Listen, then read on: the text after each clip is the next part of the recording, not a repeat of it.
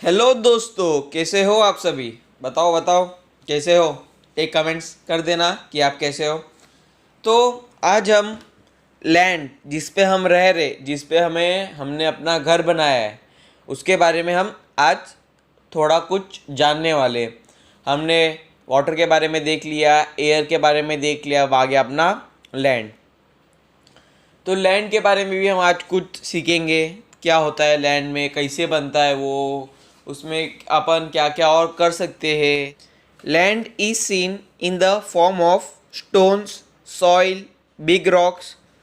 It is not flat everywhere. सही बात है। जो अपन ज़मीन देखते हैं, जो लैंड देखते हैं, उसमें अपने को मट्टी भी दिखती है, बरोबर। स्टोन्स भी दिखते हैं, छोटे छोटे पत्थर, और बिग रॉक्स भी दिखते हैं, कहाँ कहाँ बहुत बड़े बड़े पत्थर है, बरोबर। तो land is seen in the form of stones, big rocks, soil. और वो हमेशा हर जगह, वो हर जगह कैसे नहीं है, फ्लैट नहीं है। कैसे नहीं है, फ्लैट। तो it is not flat everywhere. सही बात है। कहीं पे भी लैंड नहीं, कहाँ पे ऊपर है, कहाँ नीचे है, कहाँ पहाड़ है बड़े बड़े, कहाँ छोटे पहाड़ है, कहाँ फ्लैट है। तो इधर लिखा गया है it is hilly in some places and flat in others. मतलब कुछ जगह में वो हिली जैसा है, थोड़ा ऊपर है, फिर नीचे, मतलब पहाड़ जैसा है थोड़ा। और कहीं कहीं पे एकदम फ्लैट है, एकदम स्मूथ, एकदम फ्लैट। तो लिखा गया it is hilly in some places and flat in others. All terrestrial animals including man live on land. सही बात है। हम भी ज़मीन पे ही रहते हैं, हम तो हवा में रह नहीं सकते। तो ऑल टेरिस्ट्रियल एनिमल्स, और जो भी एनिमल्स है, दूसरे एनिमल्स है, वो भी आप देख रहे हो लैंड पे ही रह रहे। तो all terrestrial animal including man live on land. कहाँ रह रहे, लैंड पे रह रहे। कहाँ रह रहे, लैंड पे, बरोबर। Some terrestrial animal dig burrows in the ground for shelter. कोई कोई एनिमल्स रहते हैं, जैसे कि रैट, चूहा हो गया, और भी कई कई मंगूस, ऐसा। मतलब अलग अलग जो एनिमल्स हैं, वो गड्ढा खोद के ब्यूरोस, मतलब उसको क्या बोलते हैं, ब्यूरोस।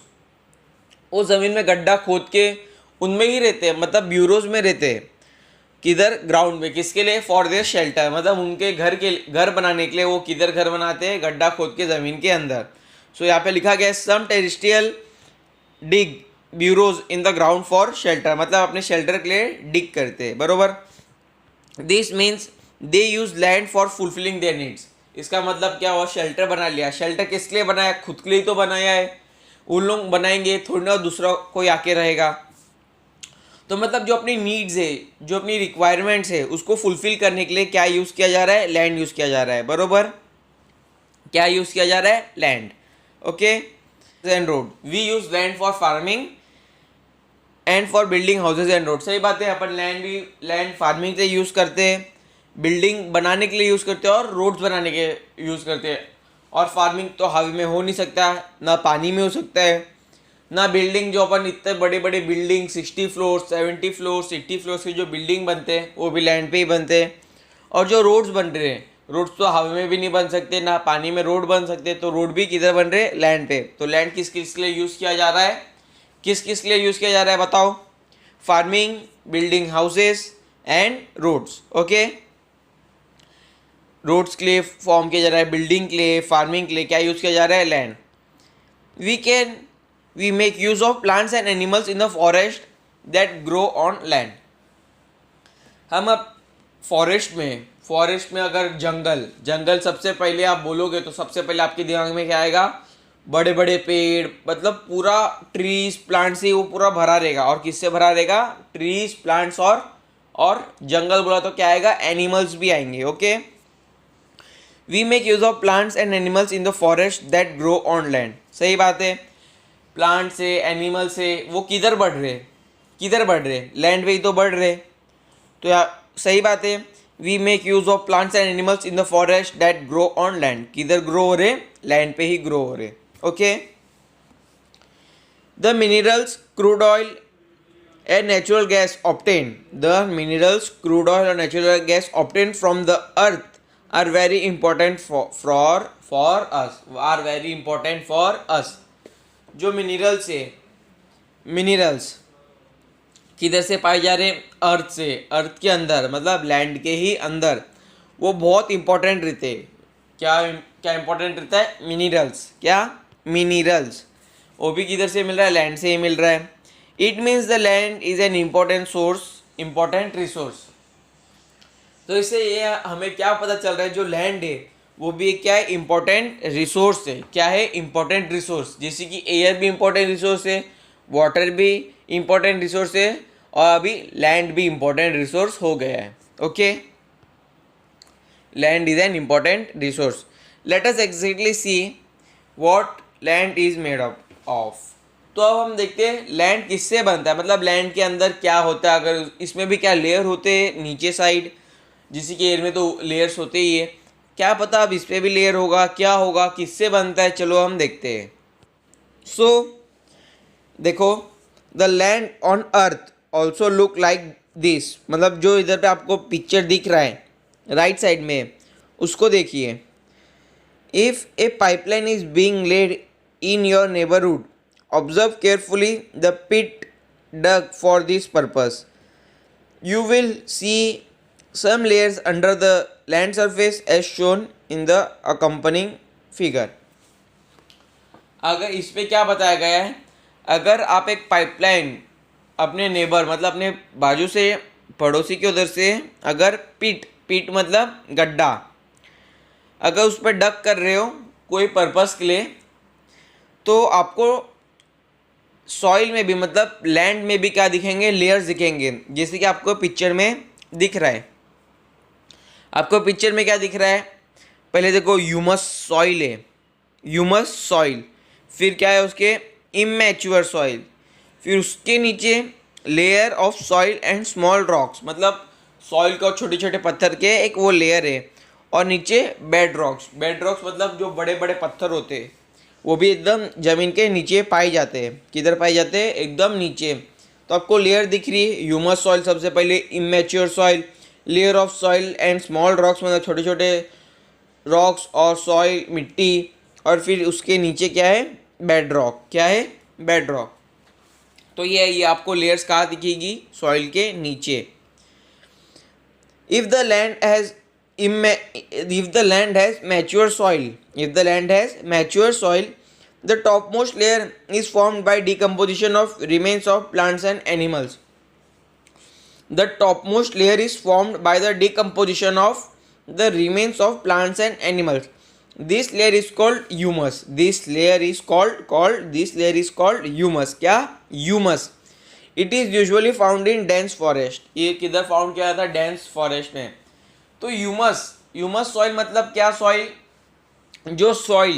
जो remains of dead animals and plants, अगर कोई भी एनिमल्स की डेथ हो जाती है और क्या प्लांट्स की डेथ हो जाती है, तो उनकी जो डिकम्पोजिशन से जो लेयर फॉर्म होता है, उनके डिकम्पोजिशन से जो लेयर फॉर्म होता है, मतलब जो माइक्रो ऑर्गेनिज्म से उसके ऊपर बैठते, उसको पूरा डिकम्पोज करते, तो उससे जो लेयर बनता है उसको क्या बोलते हैं? ह्यूमस। क्या बोलते हैं? ह्यूमस।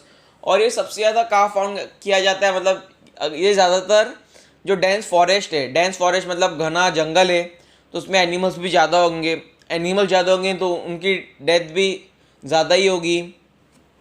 तो उनकी डेथ होने से जो लेयर बनता है, जो एक सॉइल का लेयर बनता है, उसको क्या बोलते हैं? ह्यूमस। ओके। और ये सबसे ज़्यादा कहाँ फाउंड किया जाता है? डेंस फॉरेस्ट में। किधर? Dense forest. ओके।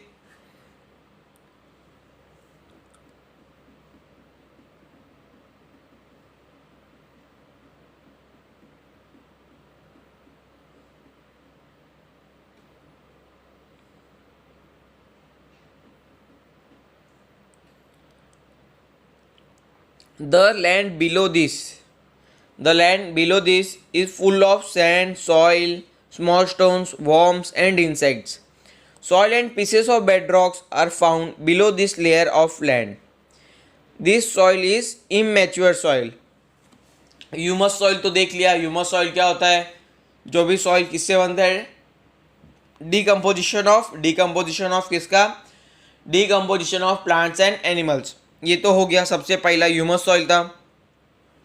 जो ह्यूमस सॉइल के नीचे वाला लैंड है वो किससे? पूरा full of sand, soil, small stones, worms and insects, मतलब छोटे छोटे सॉइल पार्टिकल्स, सैंड, मिट्टी, सॉइल, वॉर्म्स और इंसेक्ट, छोटे छोटे इंसेक्ट्स और वॉर्म्स भी रहेंगे, वो किधर है, इमैच्योर सॉइल में। किसमें, इमैच्योर सॉइल।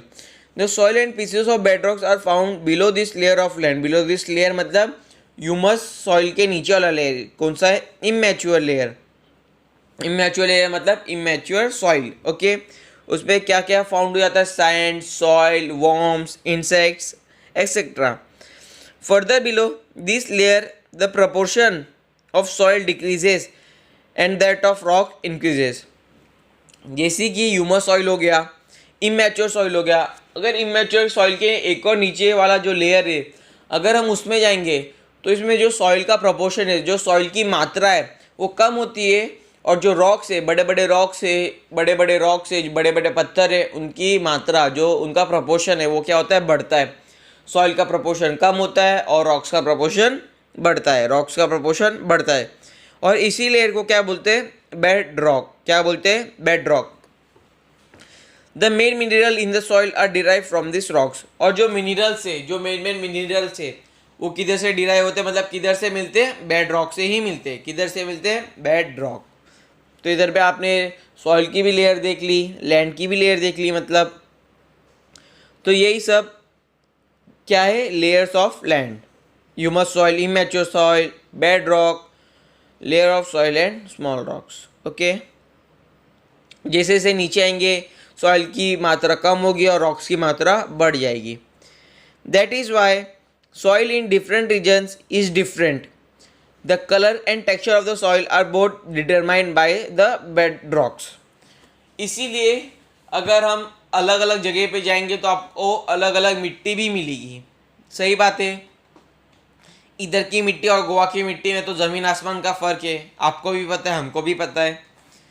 तो वही कहा है, जो सॉइल है डिफरेंट रीजन्स में डिफरेंट होता है। ये किसकी वजह से होता है, बेड रॉक्स की वजह से। किसकी वजह से, बेड रॉक्स, ओके। कलर भी अलग होता है, उनका टेक्सचर भी अलग होता है सॉइल का। अलग अलग जगह पे अलग अलग टेक्सचर और कलर। सही बात है। The process of soil formation. अब जो सॉइल फॉर्म होता है उसका प्रोसेस क्या है, क्या उसका प्रोसेस क्या है। The soil on the land is formed by natural process. जो सॉइल लैंड पे फॉर्म हुई है वो किससे हुई है, नेचुरल प्रोसेस, मतलब उसको कोई बनाया नहीं है, वो अपने आप हुई है। The abiotic component of soil are supplied through the weathering of bedrock due to the heat, cold and water of the sun, wind and rain respectively. The bedrock break down into pieces. Stone, sands, soils are formed from these pieces. तो भी कहा गया जो abiotic component है of soil के, किसके, abiotic component of soil are supplied through weathering of bedrocks. Weathering of bedrocks मतलब bedrock, जैसे कि मैंने बताया था, बेडरॉक्स बड़े बड़े पत्थर होते हैं, बड़े बड़े रॉक्स होते हैं। उनका वेदरिंग मतलब, वेदरिंग ऑफ बेडरॉक्स मतलब जो बेडरॉक्स है उसको छोटे छोटे पीस में कन्वर्ट होना। Conversion of bedrock into small small stones और पीसेस और soil is known as weathering of bedrocks. Weathering of bedrocks किससे होता है, heat, cold and water of the sun, wind and rain respectively. मतलब natural resources से ही, मतलब सन हो गया, विंड हो गया, कोल्ड हो गया, हीट हो गया, इसकी वजह से क्या होता है, वेदरिंग ऑफ रॉक होता है, वेदरिंग ऑफ बेड रॉक। और बेड रॉक किस में कन्वर्ट हो जाता है, into small pieces, into small pieces. और ये स्मॉल पीसेस क्या होते हैं, स्टोन्स होते हैं, सैंड होते हैं, सॉइल होते हैं। तो वेदरिंग ऑफ बेड रॉक से क्या क्या फॉर्म होता है, stone, soil and sand. Microbes, worms and insects are found among them. Rodents like mice and rats are also found. जो ये फॉर्म होता है सैंड, सॉइल और स्टोन, उसमें हमें क्या क्या पाए जाते हैं, क्या क्या मिलता है उसमें, माइक्रोब्स, वॉर्म्स, इंसेक्ट्स, ये तो मिलते ही है। और जो रोडेंट्स होते हैं मतलब माइस एंड रैट्स तो पता ही होगा आपको, वो भी किधर फाउंड होते हैं, इसमें ही, स्टोन, सैंड, सॉइल जो वेदरिंग ऑफ बेडरॉक से बनता है, बरोबर। The roots of trees growing on the land also help in the weathering of rocks. जो रूट ऑफ ट्रीज है, मतलब रूट तो जमीन के अंदर ही होता है, बरोबर। और रूट सबको पता है एकदम डीप इनसाइड द अर्थ वो ग्रो होते हैं। जो पेड़ रहता है, जो ट्री रहता है वो ऊपर बढ़ता है, जो रूट रहता है वो किधर बढ़ता है, नीचे। तो अगर नीचे रूट अगर कोई पत्थर के अंदर से मतलब पास होता है, अगर पास होता है तो रूट तो बढ़ता ही, उसकी विड्थ भी बढ़ती है, लेंथ भी बढ़ती है। तो उसकी वजह से क्या होता है, जो बेड रॉक है वो ब्रेक होता है, क्या होता है, उसका वेदरिंग होता है। तो लिखा गया है the roots of trees growing on the land also help in the weathering of rock. इसकी वजह से वेदरिंग ऑफ रॉक होता है, सही बात है। The process of soil formation is slow and continuous. It takes about 1,000 years, about 1,000 years for a 2.5 centimeter thick layer of mature soil to form। जो soil formation है वो एकदम स्लो प्रोसेस है। क्या है? एकदम स्लो प्रोसेस। 2.5 सेंटीमीटर, सिर्फ और सिर्फ 2.5 सेंटीमीटर, 2.5 सेंटीमीटर बनाने के लिए कितना साल लगता है? 1,000, कितना? 1,000। सिर्फ और सिर्फ 2.5 thick, 2.5 centimetre thick layer form होने के लिए 1,000 ईयर लगते हैं। किसके लिए? सॉइल फॉर्मेशन के लिए। The soil can get destroy in short period due to flood, storms and human activities such as mining. This is why it is necessary to conserve soil and preserve erosion of land. The best remedy for this is to increase the green cover of land. Erosion of land is reduce in grass, trees and bushes and are grown in it. जो soil है वो destroy की जाती है एकदम आसानी से। कैसे डिस्ट्रॉय होगी? वो फ्लड हो गया या स्टॉर्म्स आ गई या तूफान आ गया, और अलग अलग ह्यूमन एक्टिविटीज जो ह्यूमन करता है, मतलब माइनिंग की वजह से भी लैंड या पूरा सॉइल पूरा ख़राब हो जाता है। जिस लैंड पे अगर माइनिंग की जाती है वो लैंड कोई भी पर्पज़ के लिए यूज़ नहीं हो सकता। जो लैंड पे माइनिंग होती है वो लैंड, जो लैंड पे माइनिंग होती है वो लैंड कोई और पर्पज़ के लिए यूज़ नहीं किया जा सकता। बस माइनिंग कर लिया और उसके बाद उसका कोई यूज़ नहीं रहता। तो इसके वजह से क्या होता है, एकदम आसानी से फ्लड हो गया, स्टॉर्म हो गया, माइनिंग हो गया, और भी अलग अलग एक्टिविटीज, उससे क्या होता है, जो सॉइल लेयर है वो क्या होता है, डिस्ट्रॉय हो जाता है। इसीलिए हमें उसको कंजर्व करना, इरोजन ऑफ लैंड को प्रिवेंट करना बहुत ज़रूरी है। तो ये सब को कंजर्व करने के लिए, प्रिवेंट करने के लिए हमें क्या करना पड़ेगा? बस जो ग्रीन कवर है, मतलब जो ट्रीज़ की संख्या है, ट्रीज़ का प्रपोर्शन है, उसको इंक्रीज़ करना पड़ेगा। मतलब हमें ट्रीज़ प्लांट करने पड़ेंगे, छोटे छोटे प्लांट्स को लगाना पड़ेगा। उससे क्या होगा? सॉइल कंजर्वेशन होगा, सॉइल को हम कंजर्व कर लेंगे, और जो इरोशन ऑफ लैंड है उसको क्या होगा? प्रिवेंट होगा। Erosion of land is reduce if grass and trees and bushes are grown on it. जैसे मैंने आपको बताया, जो इरोजन ऑफ लैंड है वो कैसे प्रिवेंट होगा? अगर हम ग्रास, ट्रीज एंड बुशेस वो लैंड पे ग्रो करेंगे तो। सही बात है। So forest on land got buried underground due to some great upheavals. जो फॉरेस्ट है लैंड पे वो बरीड हो गए थे, मतलब वो गड़ गए थे। किसके अंदर? ज़मीन के अंदर गड़ गए थे। किसकी वजह से? ग्रेट अपहेवल्स, मतलब ऊपर से कुछ आया ज़मीन पे, जैसी गिरा तो उसकी वजह से जो फॉरेस्ट है वो अंदर दब गए, अंदर गड़ गए, ज़मीन के अंदर गड़ गए। जो ये हुआ था वो मैनी ईयर्स, मतलब बहुत साल पहले ये हुआ था ऐसा कि कुछ ऊपर से आया, ज़मीन पे गिरते ही जो फॉरेस्ट है अंदर घुस गए। After that the process of formation of fossil fuels from the remains, क्या? After that the process of formation of fossil fuel from the remains of किसके? Remains of living things took place underground.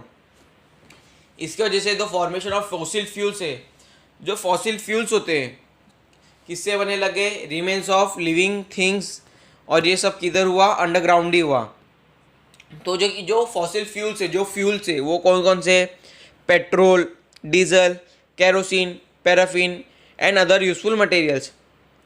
Petrol भी सबको पता है ये सब कितने important है। पेट्रोल, डीजल, केरोसिन, पैराफिन और अदर मटेरियल्स कितने यूज़फुल है। अगर पेट्रोल डीजल ही नहीं है तो गाड़ी ही नहीं चलेगी। अभी तो CNGs भी आने लगे हैं, बट वो अलग बात है। और जो अदर मटेरियल्स है, अदर सब्सटेंसेज है, वो कौन कौन से? तार and wax from the fossil fuels called crude oil. और यही सबको हम क्या बोलते हैं? Crude oil. Diesel, petrol, kerosene, paraffin, other substances, other materials like tax और वैक्स। तार तार and wax from the fossil fuels, ये सब किधर से मिलता है? फॉसिल फ्यूल से। और यही सबको हम क्या बोलते हैं? Crude oil. क्या बोलते हैं? Crude oil. Kerosene, petrol, diesel, tar, wax from fossil fuels are called crude oil. तो living things use land, water and air available on earth and so does man. सही बात है। जो लिविंग थिंग्स है पूरे अर्थ पे, वो क्या यूज़ करती है? लैंड यूज़ करती है, वाटर यूज़ करती है, एयर यूज़ करती है। पूरे लिविंग थिंग्स यूज़ कर रहे, मतलब हम मैन जो ह्यूमन बींग्स है वो भी तो यूज़ कर रहे हैं। तो वही लिखा गया है, living things on use land, water and air available on earth. However, the proportion of these resources are actually put to use. However, the proportion of these resources are put to use are very small as compared to the whole world. जो इनका proportion है, जो land का proportion है, जो drinking water का proportion तो बहुत है, पर जो ड्रिंकिंग वाटर का प्रपोर्शन है वो बहुत ही कम है। और जो एयर है उसका प्रपोर्शन भी कम है, मतलब एयर में जो ऑक्सीजन है, जो यूज़फुल है ऑक्सीजन, वो भी बहुत उसकी परसेंटेज कम है। तो इधर पे लैंड का परसेंटेज कितना है? 29%, सिर्फ 29। जो पोर्टेबल और फ्रेश वाटर है, जो ड्रिंकिंग वाटर है, वो कितना है? 0.03, सिर्फ और सिर्फ 0.03%। और जो ऑक्सीजन है उसका प्रपोर्शन कितना है? 21%। आपको दिख रहा होगा कितना कम कम परसेंटेज है, 29, 0.03। जो पीने का पानी 0.03 और जो ऑक्सीजन है उसका 21%। बट इतने कम परसेंटेज में होने के बाद भी इसकी जो क्वांटिटी है वो पूरी लिविंग थिंग्स को क्या होती है? फुलफिल हो जाती है। इतने कम अमाउंट में भी वो पूरे लिविंग थिंग्स को क्या होती है? फुलफिल होती है। तो वही लिखा गया है, even in the small proportion the resources shown in the about table are sufficient for all living things. Sufficient है पूरे लिविंग थिंग्स के लिए। Only it is necessary for man to control his greed. बस ये important है, जो man की grid है, जो मैन की लालच है, वो उनको कम कर देना चाहिए, उन पर कंट्रोल करना चाहिए। In other words, he must use this resources judicially with the awareness that they are meant for all living things and not just for mankind. ये उसको यह सोचकर करना चाहिए इस रिसोर्सेज को, मतलब एकदम अच्छे से, एकदम जुडिशली। यही नहीं कि उनको वेस्ट कर दिया जाए, ऐसा नहीं, ऐसा वेस्ट ना हो, थोड़ा सा भी वेस्ट ना हो, ऐसा सोचकर मैन को ये रिसोर्सेज यूज़ करनी चाहिए। ओके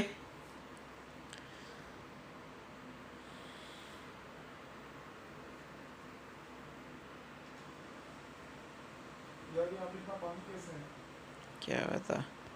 एसी बाजू क्लास एसी चालू है क्या? बंद है। हाँ, बंद है। सो हमने ये चैप्टर, फर्स्ट चैप्टर साइंस का ख़त्म कर दिया है। आपको समझ गया होगा एयर, वाटर और लैंड के बारे में, मतलब एयर में क्या क्या है, वाटर में क्या क्या है, वाटर के एयर में कितने लेयर्स है, वाटर के अलग अलग कौन कौन से, रिवर हो गया, स्ट्रीम हो गया, लेक्स, पॉन्ड्स, ये सब आपने देख लिया। कितना परसेंट वाटर का यूज़फुल है, कितना परसेंट एयर का यूज़फुल है, और आपने ये लेक्चर में लैंड के बारे में भी पढ़ लिया। तो ये चैप्टर हमारा यहीं पे ख़त्म होता है। I hope you have enjoyed this lesson, और आपको ये लेसन समझ गया होगा। तो जाने से पहले मैं आपसे ये बोलना चाहूँगा, अगर आपने अभी तक गिरी ट्यूटोरियल्स के चैनल को सब्सक्राइब नहीं किया है तो सब्सक्राइब कर दीजिए, बाजू में बेल आइकन को प्रेस कर दीजिए ताकि नोटिफिकेशन सबसे पहले आपके पास आएगा। और ये वीडियो को अपने फ्रेंड्स के पास भी शेयर करिए ताकि उनको भी लेसन के बारे में कुछ नॉलेज आए। लाइक कर दीजिए इस वीडियो को, और एक अपना प्यारा सा कमेंट बॉक्स में लिख दीजिए। I hope you have understood this chapter, so thank you.